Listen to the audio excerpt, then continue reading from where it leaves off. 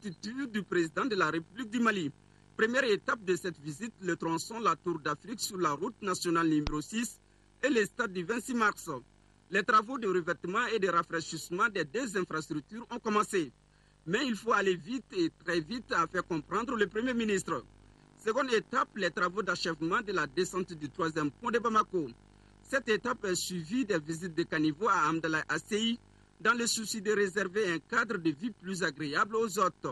Juste après, le ministre de l'Équipement et des Transports s'est rendu à l'aéroport international de Bamako-Sénou pour s'enquérir de l'état des infrastructures. Nous savons qu'il y a les hôtes qui doivent venir, et ce seraient des hôtes de qualité. Et nous avons estimé qu'il est de bonne loi qu'on vienne pour voir les infrastructures en vue de préparer l'accueil. Commémoration de la journée universelle de la démocratie. À l'Assemblée nationale, une table ronde a regroupé parlementaires, militants de la société civile et journalistes. Le thème de cette année, faire mieux entendre les voix de la démocratie. Un compte-rendu de Moïse Traoré. Faire mieux entendre les voix de la démocratie est le sous-thème de la journée universelle de la démocratie. La table ronde regroupe les membres de la section malienne de l'Union interparlementaire, 11 représentants d'organisations de la société civile et 5 journalistes. Composantes de la population qui ont un rôle à jouer dans la consolidation du régime de gouvernance. Chaque citoyen est de la société civile. La société civile doit s'intéresser d'abord à son Parlement. Et de cette manière, toutes les questions qui peuvent lui poser des embarras, il doit demander au Parlement comment cette question peut être résolue. C'est ce qui va en faire en sorte que la démocratie va croître, que la démocratie sera réelle. Le contrôle de l'action gouvernementale fait partie des prérogatives de l'Assemblée nationale. Pour ce faire, l'institution peut mener une enquête parlementaire, inviter les membres du gouvernement à répondre à une question orale ou à une interpellation. La politique est un jeu impitoyable et ce qui en sort est toujours imparfait. Il arrive que des gens qui nous ont élus soient déçus, souvent parce qu'ils nous croient capables de l'impossible, parfois parce que nous leur avons promis l'impossible. La notion de démocratie, ses principes et ses origines ont été rappelés par le professeur Khalilou Sidibé de la faculté de droit public. C'est depuis 2010 que le Parlement malien célèbre le 15 septembre, journée universelle de la démocratie. Le président de la République l'a annoncé, des assises nationales du Nord seront bientôt organisées au Mali. Selon le ministre de la Réconciliation nationale et du développement des régions du Nord, elles procéderont l'ouverture des négociations avec les groupes armés. Mais avant cela, il y aura d'autres actions telles que l'organisation des États généraux de la décentralisation, dont la finalité sera d'établir un nouveau contrat social au Mali. Cheikh Oumar Diarra est au micro de Yaya Konati. Dans un premier temps, nous allons organiser une conférence nationale des cadres. Après, nous organiserons les États généraux de la décentralisation pour revisiter le processus de décentralisation tel qu'il a été pratiqué dans notre pays et tirer les enseignements qui nous permettent de trouver les formules idoines au plan institutionnel pour faire en sorte que les populations locales puissent être en charge de la gestion des affaires locales.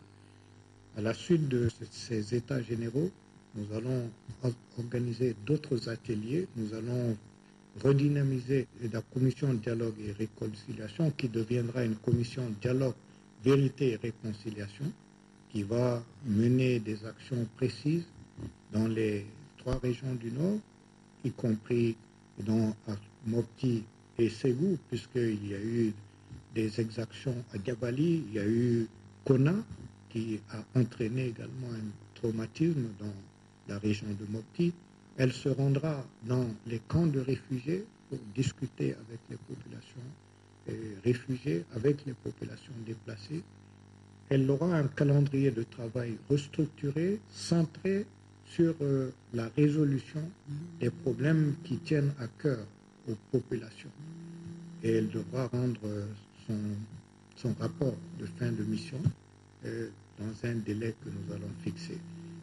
Nous aurons par la suite les Assises nationales du Nord qui revisiteront l'ensemble des questions ayant trait aux réformes institutionnelles, ayant trait à la refondation d'un nouveau contrat social entre Maliens. Et c'est à la suite de ces assises nationales que nous allons enclencher les négociations avec les groupes armés sur la base de principes très clairs, la reconnaissance de l'intégrité territoriale, l'intangibilité des frontières, la reconnaissance de l'unité nationale, la reconnaissance de la laïcité de l'État. Il y a là des principes immuables sur lesquels il ne peut y avoir aucune discussion. Et nous allons, par la suite, enclencher également des actions pour accélérer le développement des régions du Nord, pour que dans un délai de 3 à 5 ans, il y ait un niveau de développement acceptable sur l'ensemble du territoire national, mais surtout ce niveau de développement va corriger les graves déficits structurels qui existent dans les 3 régions du Nord. 52 millions de francs CFA, c'est le montant alloué cette année par l'ambassade des États-Unis au Mali aux 14 organisations et associations qui en ont fait la demande. Pour concrétiser ce geste, une cérémonie de signature a regroupé les responsables des dites associations et organisations autour de l'ambassadeur des États-Unis à Bamako. Cérémonie suivie par Alucine Touré. Ils sont au nombre de 14 bénéficiaires du fonds d'aide de l'ambassade des États-Unis au Mali qui s'élève à environ 52 millions de francs CFA. Un fonds composé en 2 parties, le fonds d'auto-assistance de l'ambassade avec 10 bénéficiaires et le fonds pour la promotion de la démocratie et le respect des droits de la personne humaine. Ce deuxième fonds a été réparti entre 4 bénéficiaires. Des associations et ONG de Bamako, Sikasso, Kaï, Koulikoro et Tombouctou sont sélectionnés. Le programme d'auto-assistance de l'ambassadeur permet de financer des projets ayant pour objectif d'améliorer les conditions de vie des personnes vivant dans vos communautés. Ce programme permet de soutenir des personnes talentueuses et motivées comme vous, qui ont compris que la démocratie réussie et une croissance économique se bâtissent de la base vers le sommet. Quant au Fonds pour le soutien du programme de promotion de la démocratie et du respect des droits de l'homme, il a été créé pour servir de source de fonds faciles à mobiliser à court terme pour financer les petits projets de démocratisation en Afrique.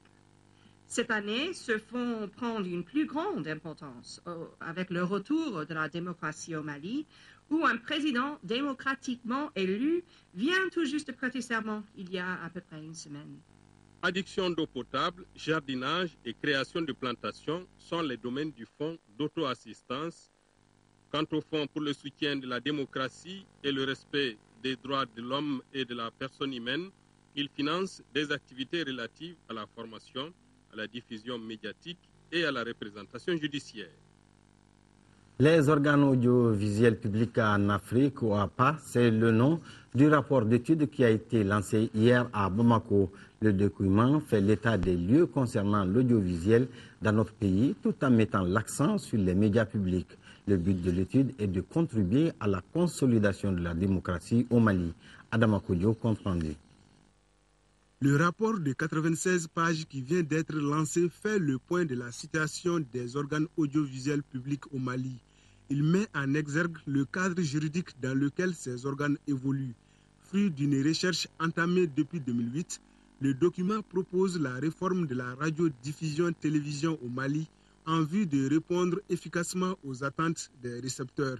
L'audiovisuel privé en particulier vit dans des conditions de précarité. Je sais aussi qu'il y a un déficit de professionnalisme de ce côté-ci. Quant à l'audiovisuel public, le RTM en particulier, l'étude fait des recommandations qui est de faire en sorte que le RTM devienne un véritable organe de service public. Ce lancement est un pan des activités de l'UNAJAM. Nous sommes en train d'aller vers la numérisation des radiodiffuseurs. Donc c'est une étude qui a été confiée à Baba Djourté, un des doyens de l'ORTM, qui a mené une enquête de qualité. Pour la consolidation de la démocratie en général et la liberté d'expression en particulier, le rapport demande l'élaboration d'une nouvelle loi pour l'ORTM. Pour ce faire, l'implication de la société civile, des professionnels des médias, des pouvoirs politiques et administratifs s'avère une nécessité. Les nouvelles autorités du Mali, sous la houlette du président de la République, son Excellence Ibrahim Boubacar Keïta, et le Premier ministre Omar Khattamli, entendent pleinement jouer la carte de la démocratie fondée sur le dialogue entre les Maliens et à travers tous les médias. Le présent rapport fait partie de l'étude sur les médias audiovisuels africains dans 11 pays, dont le Mali. Au Sénégal, Karim Wade était face au procureur de la Cour de répression. Accusé de détournement, le fils de l'ancien président sénégalais Abdoulaye Wade doit justifier l'origine de sa fortune estimée à plus de 800 milliards de francs CFA. Extrait de sa cellule très tôt ce 11 septembre, Karim Wade a été présenté au procureur de la Cour de répression de l'enrichissement illicite sous haute sécurité. Les journalistes mobilisés pour l'occasion n'ont pu avoir la moindre image du fils de l'ancien président sénégalais. Ses partisans ont eux aussi été tenus à l'écart des lieux pour éviter tout débordement. Officiellement, les raisons de cette nouvelle comparution de Karim restent inconnues, ce qui provoque l'indignation des militants du Parti démocratique sénégalais dont il est membre. Il est temps de le libérer de toute façon. Il a fait pratiquement 5 mois ici. On ne l'a jamais interrogé pendant les 5 mois. Ça montre vraiment ce qu'on appelle le déni de justice là, parce que 5 mois sans être une fois interrogé. Selon des informations parues dans la presse, Karim Wade serait convoqué pour justifier l'origine de nouveaux avoirs découverts lors des enquêtes diligentées pour voir clair dans sa fortune. Ajouté aux 694 milliards précédemment découverts dans son patrimoine, sa fortune personnelle serait maintenant portée à plus de 800 milliards de francs CFA. Après le rendez-vous de ce mercredi, Karim Wade retourne devant le procureur de la CREI vendredi. Accusé d'enrichissement illicite, l'ancien ministre d'État sous le régime de son père Abdoulaye Wade a été placé sous mandat de dépôt depuis le 17 avril dernier. Législative en Guinée-Conakry, l'opposition ne désarme pas et pointe du doigt la CENI qui prépare des fraudes massives. Cette dernière conditionne entre autres sa participation à ces législatives par la reprise de l'affichage des listes électorales selon l'opposition. 5 millions d'électeurs au total, 30% d'inscrits en plus dans le fief du pouvoir alors que leur nombre stagne voire régresse partout ailleurs en Guinée. Les opposants à Alpha Condé en sont sûrs, la commission électorale prépare des fraudes. En début de semaine, une version numérique du fichier électoral corrigé a été remise à l'opposition. 250 000 pages à vérifier pour débusquer d'éventuelles erreurs. L'opposition n'en a pas les moyens. Elle réclame un nouvel affichage. Sur un affichage public organisé sur toute l'étendue du territoire national pourra permettre d'établir que le fichier est de nouveau propre. Si nous ne sommes pas entendus, nous serons dans l'obligation, entre autres, d'engager des marches et des manifestations de plusieurs natures sur les places et sur les voies publiques.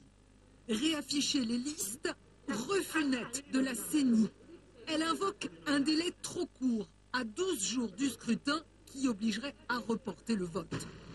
Devant la menace de l'opposition de reprendre les manifestations, le camp présidentiel brandit le risque de nouvelles violences. Chaque fois que nous avons des marches ici en Guinée, ça suivi de mort. Il faut accepter d'aller aux élections le 24 septembre. En tout cas, le RPG arc-en-ciel, pour le moment, nous sommes prêts et nous voulons aller aux élections. Et nous leur demandons également la main dans la main. La politique, ce n'est pas un combat, c'est un débat d'idées. L'ultimatum lancé par l'opposition à la CENI pour réclamer un nouvel affichage des listes arrive à échéance ce soir, en pleine campagne électorale. À mesure que le scrutin se rapproche, les Guinéens redoutent de nouveaux incidents. Fin de cette édition, merci de l'avoir suivi. Prochain rendez-vous d'infos, ce serait le soir avec Ibrahima Djombele. Bonne suite des programmes de l'ORTM.